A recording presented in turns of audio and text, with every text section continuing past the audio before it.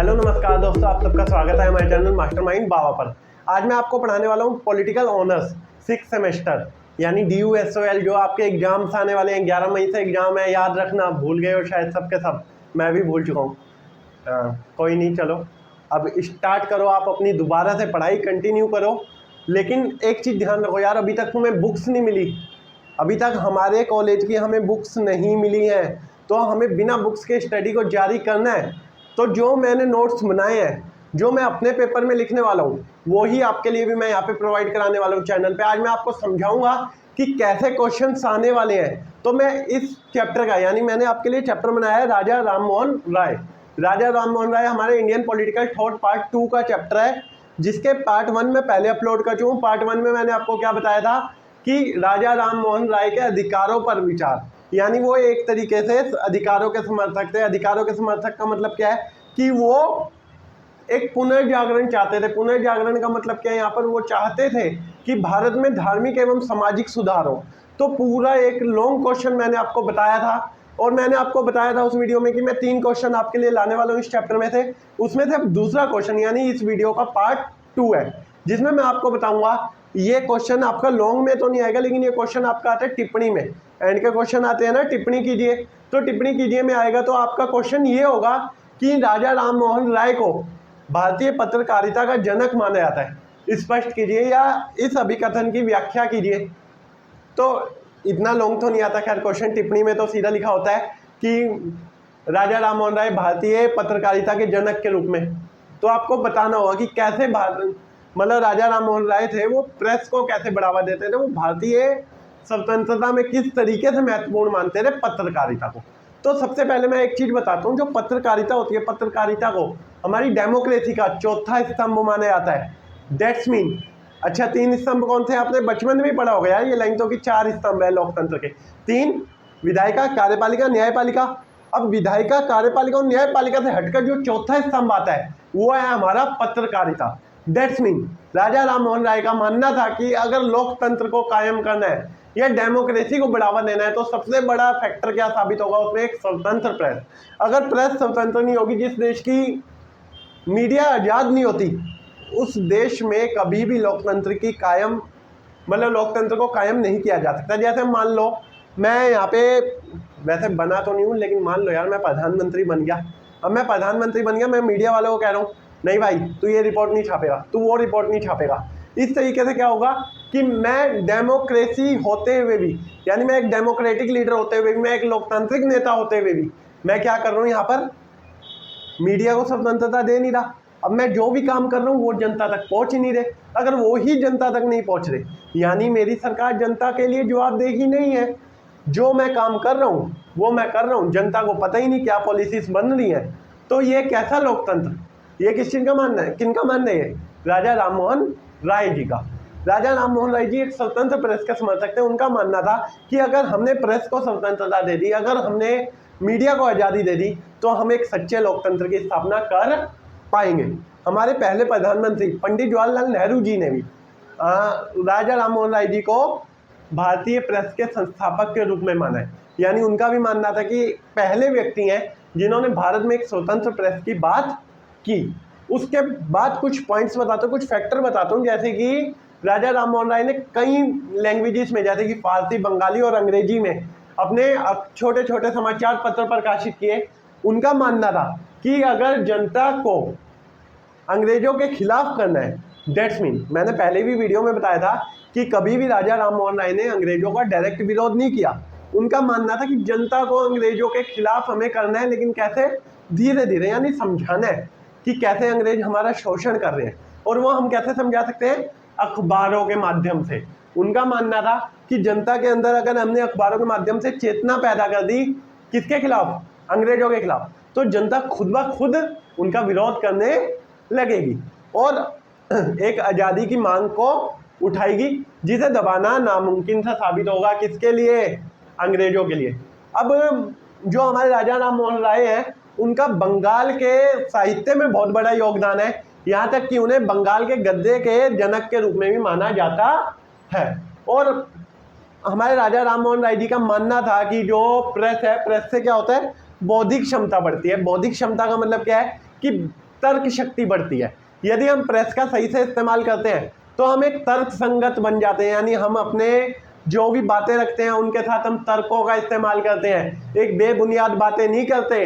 अगर हमारे पास प्रेस है, हमारे पास आजाद मतलब वो मीडिया है, तो मीडिया हमारे तक बातें पहुंचाएगी जो फैक्ट पर आधारित होंगी, और अगर फैक्ट पर आधारित बातें हम करेंगे तो हर किसी को माननी होंगी, चाहे वो अंग्रेज हो, चाहे कोई अन्य शोषण करता हो, है ना। जब तक हम फैक्ट की बात नहीं करेंगे, तर्क की बात नहीं करेंगे, कोई हमारी बात नहीं मानेगा और हमें पागल कह के एकदम टाल देगा।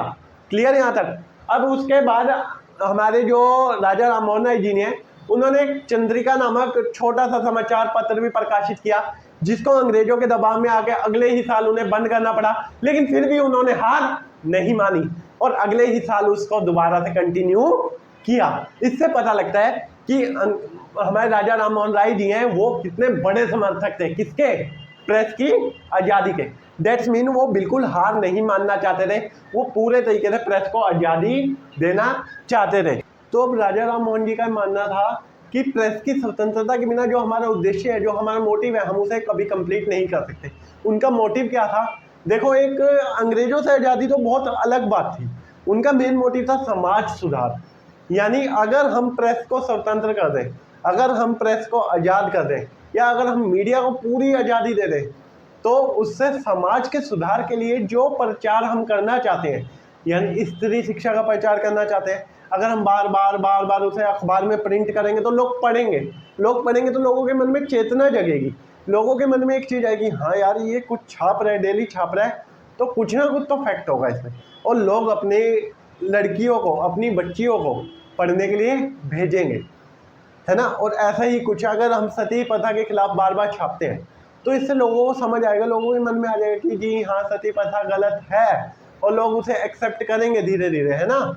तो उनका मानना था कि अगर हमें अपने उद्देश्यों को पूरा करना है, अगर हमें अपने मोटिव्स को पूरा करना है, तो हमें कहीं ना कहीं अखबारों को, या हम बोले मीडिया को, हमें आज़ादी देनी होगी।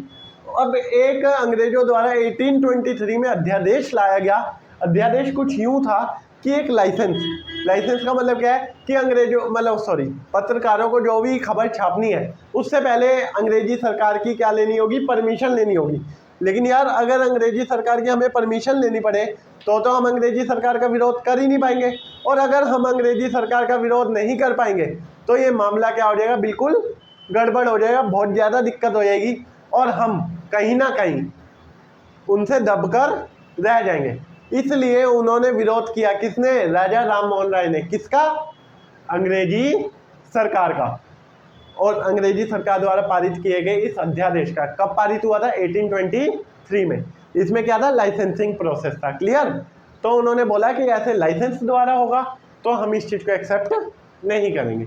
अब एक और पॉइंट आया, EIC, ईस्ट इंडिया कंपनी, जिसके द्वारा शुरुआत की थी अंग्रेजों ने भारत में शासन की। ईस्ट इंडिया कंपनी पूरे तरीके से विरोध में थी, किसके? प्रेस, स्वतंत्र प्रेस के। क्यों? क्योंकि ईस्ट इंडिया कंपनी को पता था, भैया अगर प्रेस स्वतंत्र हुई, प्रेस आज़ाद हुई, मीडिया आज़ाद हुई, तो कहीं ना कहीं वो हमारी खुले रूप से आलोचना करेगी। जो गलत काम ईस्ट इंडिया कंपनी कर रही थी उसकी आलोचना होगी, और अगर उसकी आलोचना होगी तो उसका भारत में व्यापार करना मुश्किल हो जाएगा। जब इस चीज़ का विरोध ईस्ट इंडिया कंपनी ने किया, तब राजा राम मोहन राय जी ने ईस्ट इंडिया कंपनी का विरोध करना शुरू कर दिया, और उन्होंने समझाया किसे? सरकार को। उन्होंने अंग्रेजों के लिए तर्क रखे, वो तर्क बहुत महत्वपूर्ण थे, बहुत ज़्यादा, कहते हैं एकदम ब्रिलियंट वाली बात कर दी। उन्होंने कह दिया कि भैया अगर प्रेस स्वतंत्र होगी तो इससे सिर्फ जनता का नहीं, सरकार का भी फायदा होगा। अंग्रेज कंफ्यूज, अरे भैया ये क्या बोल रहे हैं, सरकार का कैसे फ़ायदा होगा अगर हम प्रेस को स्वतंत्र कर दें तो? अच्छा एक चीज़ बताओ, अगर प्रेस स्वतंत्र है, मीडिया स्वतंत्र है, तो अब मोदी जी कोई नीति बनाते हैं, उस टाइम पे तो अंग्रेजी सरकार थी, हम वर्तमान में आ जाते हैं थोड़ा सा। अगर मोदी जी को नीति बनाते हैं, अगर वो नीति हमें पसंद नहीं है, हम प्रेस के यानी वो पॉलिसी पहले प्रेस के माध्यम से हमारे तक पहुँच गई, अब वो नीति हमें पसंद आई या नहीं आई, मान लो भारत की 60% जनता उसे पसंद कर रही है, 40% नहीं कर रही, तो वो 60% की और वो 40% की जो रिएक्शन है, जो प्रतिक्रियाएं हैं, वो मोदी जी तक पहुंच जाएंगी। अगर वो प्रतिक्रिया उन तक पहुंच गई, वो रिएक्शंस उन तक पहुंच गए, तो वो उसमें कुछ ऐसे अमेंडमेंट्स या कुछ ऐसे संशोधन करेंगे उस पॉलिसी में जिससे कि जो 40% जनता नाराज है, जो 40% जनता उस पॉलिसी को एक्सेप्ट नहीं करना चाहती, वो जनता भी एक्सेप्ट कर लेगी। दैट्स मीन सरकार का क्या हुआ, फायदा हुआ नहीं हुआ। यानी यहाँ से जो 40% जनता वोट नहीं देने वाली थी आने वाले टाइम पे, अब वो सुधार हो गया उस पॉलिसी में, तो वो 40% जनता भी आने वाले टाइम पर वोट देगी।